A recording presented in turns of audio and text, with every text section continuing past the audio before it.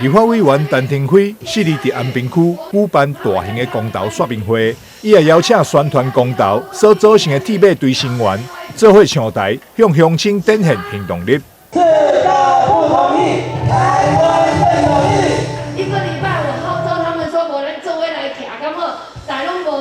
无蹲地哦，拢无蹲地。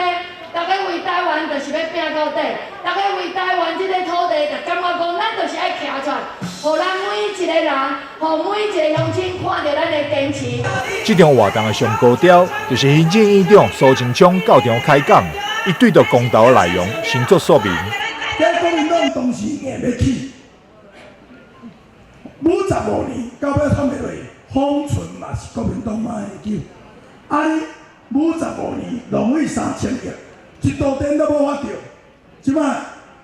封存7年，讲要重启马英九核电232公顷，总要甲推起来。蔡英文讲无咯，早家你甲保护好，这拢甲留咧，敢若用国民党已经吞这两地23公顷，本来国民党马英九要进口来苗，咱嘛反对呢。当时党主席就是我。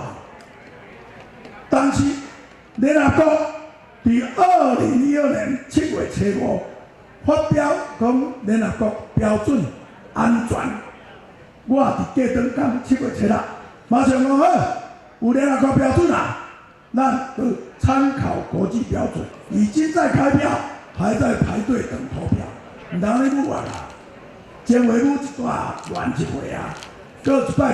就驾驶啊啦，知影？分落开啦！是的，不同意，台湾更有利。民进党公投说明列车开进台南，为了让民众了解公投的内容以及投票重点，立法委员陈廷辉服务处也特别设计游戏以及模拟投票，来让现场乡亲加深印象。台南新闻张硕维采访报道。